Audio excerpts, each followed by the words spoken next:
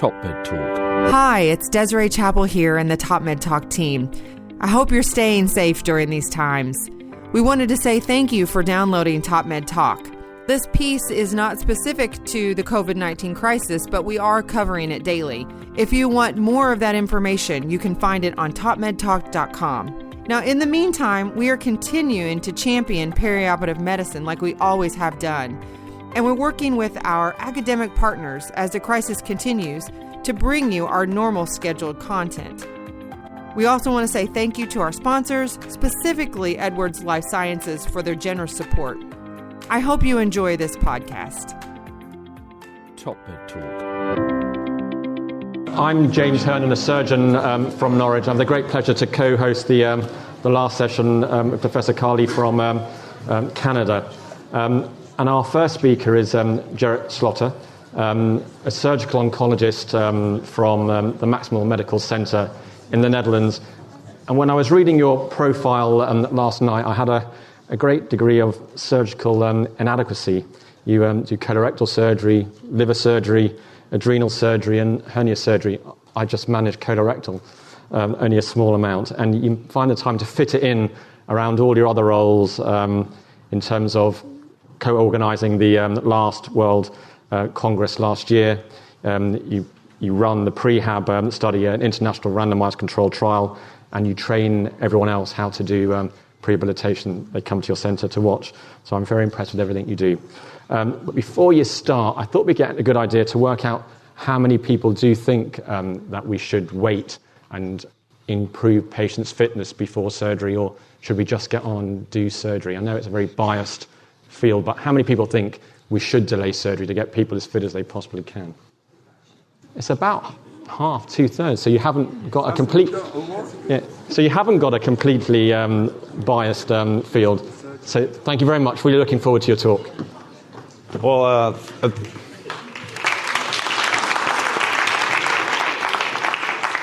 thank you for your kind words of introduction. To come back to the question, can we delay surgery? In the end, I will say yes, we can, because we can delay surgery. We'll come back to that.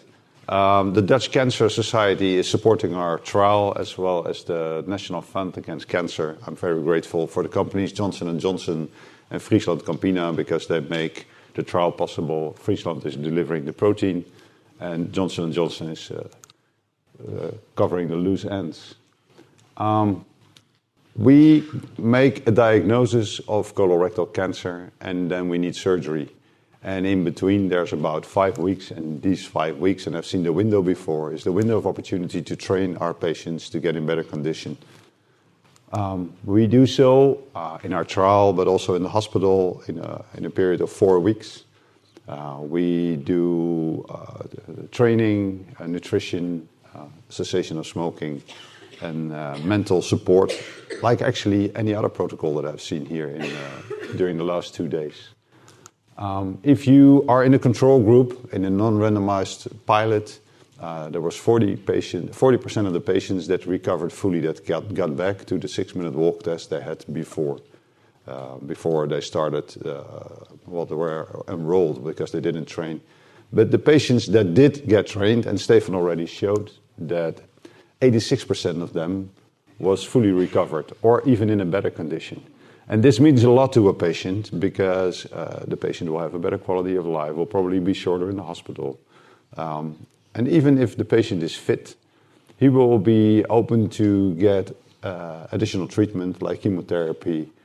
So there are probably more patients that start chemotherapy and more people that will have the complete cycle of chemotherapy. So we might actually add something to survival.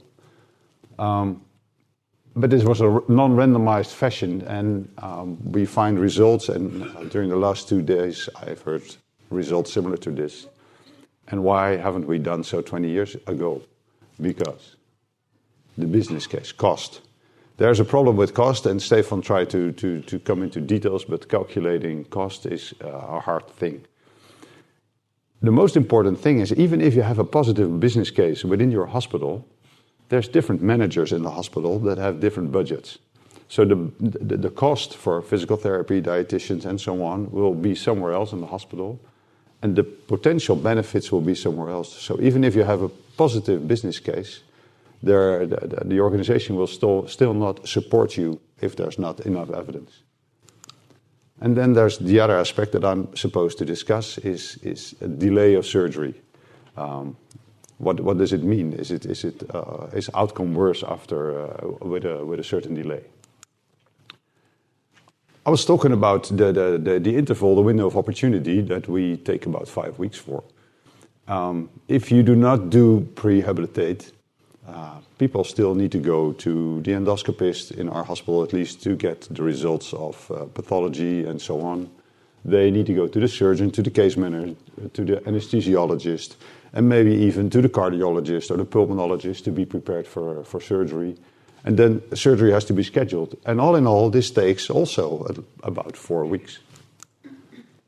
This is the scheme of our international trial, and prehabilitation lasts 4 weeks. But before we can start training, we have to do measurements.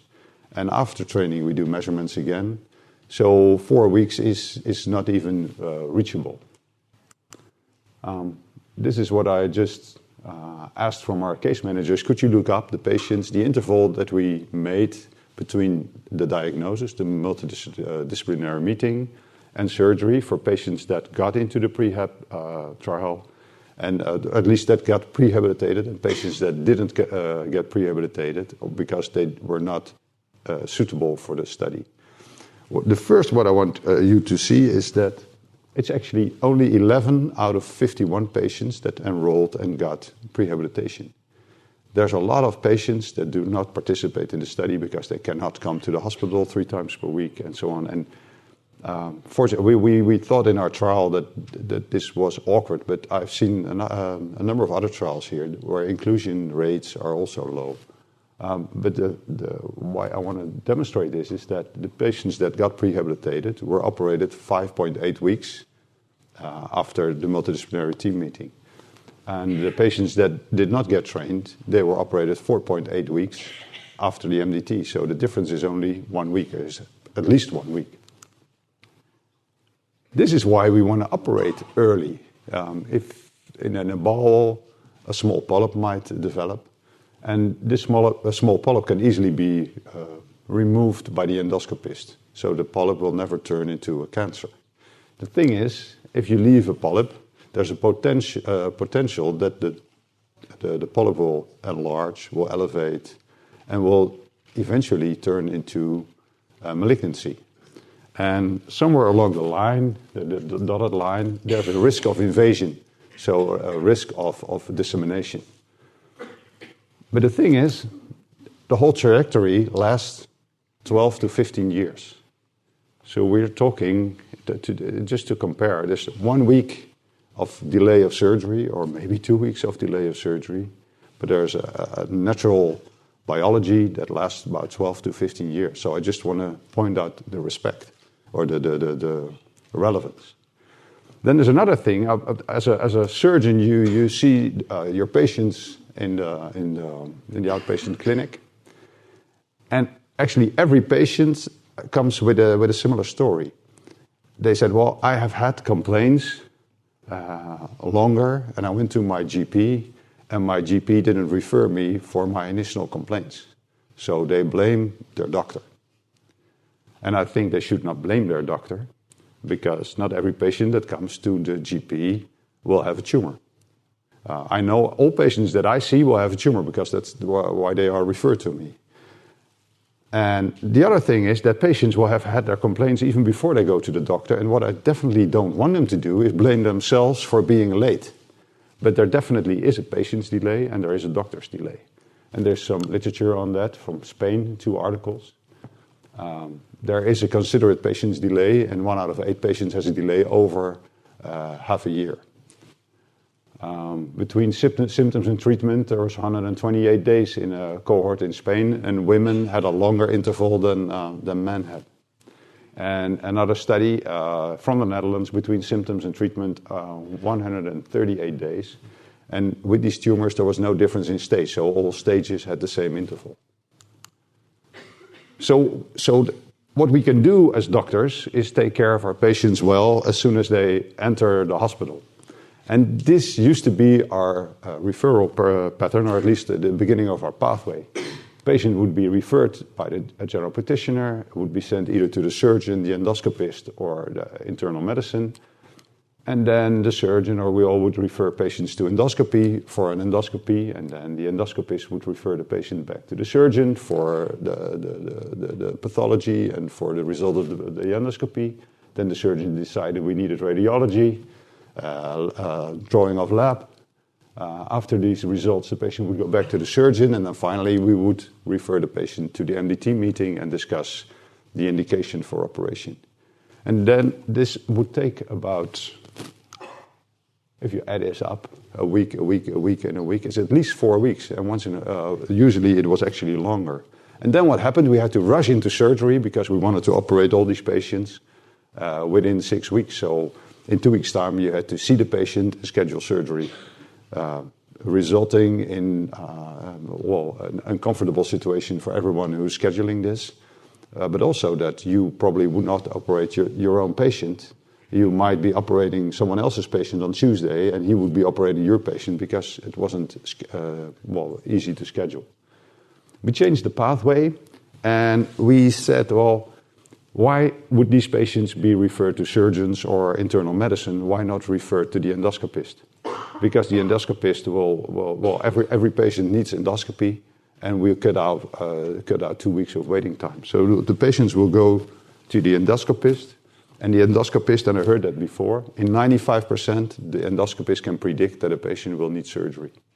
So the endoscopist will immediately order radiology, lab, will include a case manager to the patient, so the case manager can team up with the patient from day one. But the thing is, the process is speeded up in this fashion. And instead of taking 4 weeks, we now take 1.5 weeks. And then we come again to the window of opportunity. So by speeding up your workup, you can create time to prepare your patient. And I told you already about scheduling surgery.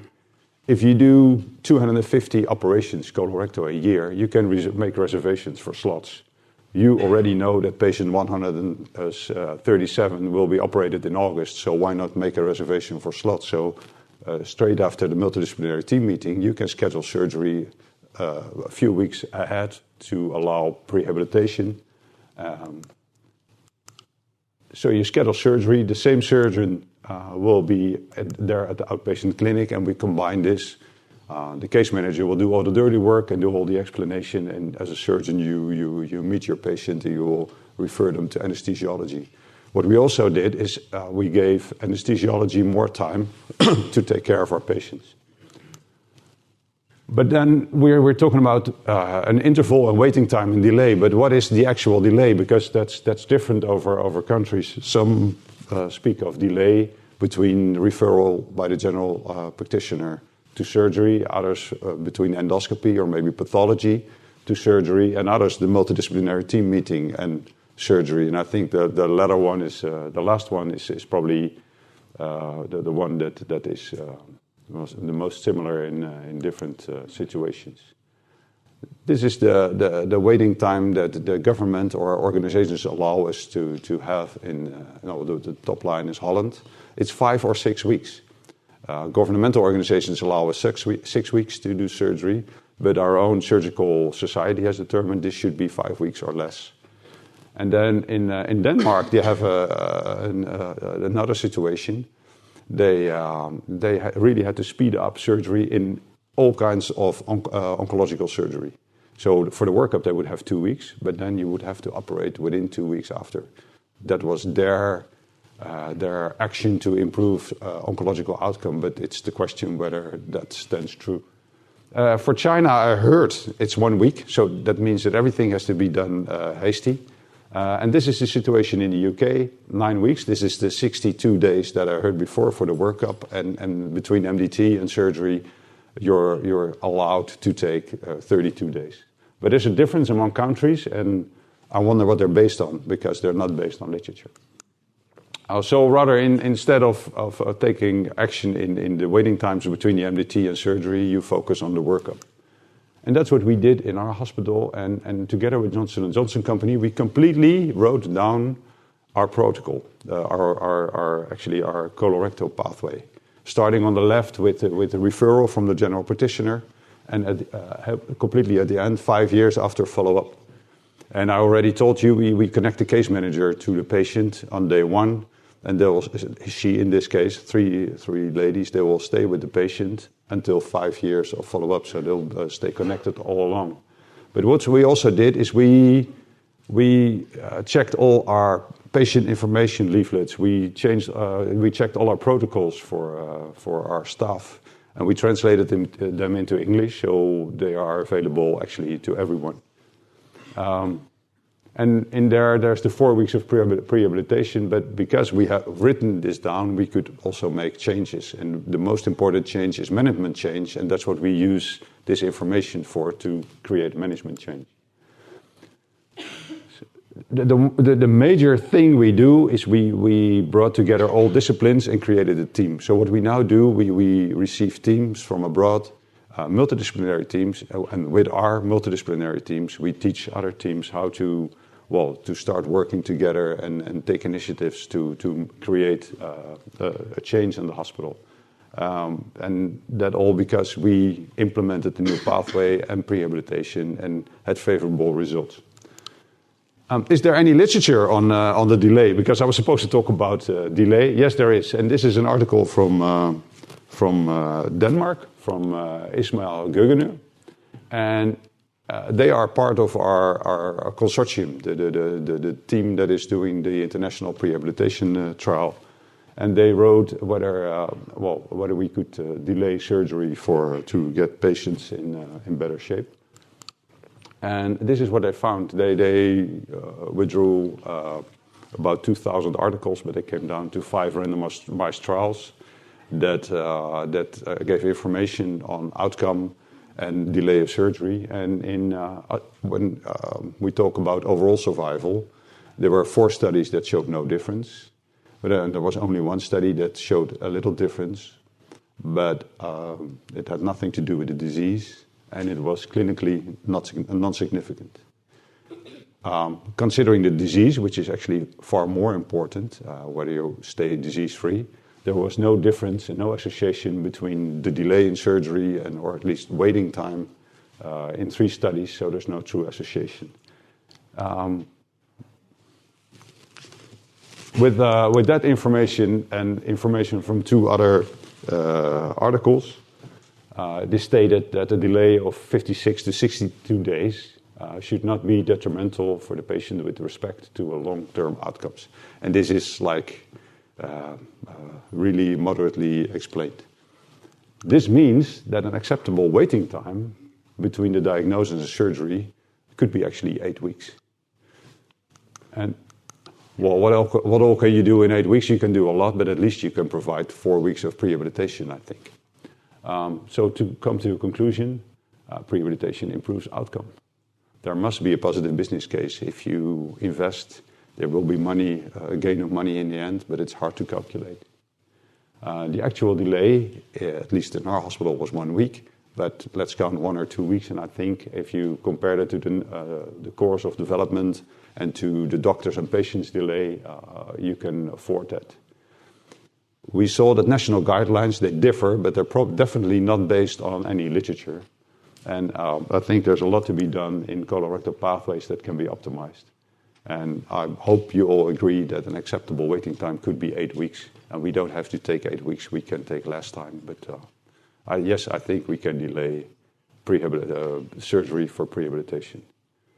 Anyone who objects to that? No more questions, thank you. Nick Majerison here. Thanks for listening to Top Med Talk.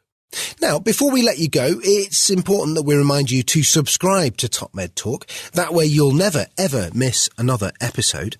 Also, if we could encourage you to join us on social media, Twitter, Facebook, LinkedIn, YouTube, pretty much every single social media platform, we're there.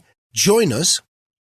And finally, check out topmedtalk.com. If you go to our website, you can subscribe to email updates. That way we can always tell you where we're going to be, what we're going to be doing, and how you can join us. topmedtalk.com and click on the section marked email updates.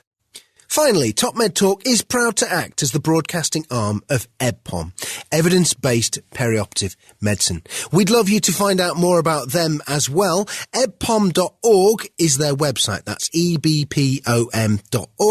And if you go to ebpom.org/meetings, you can find out about some of the wonderful meetings that we attend and cover across the year here on Top Med Talk.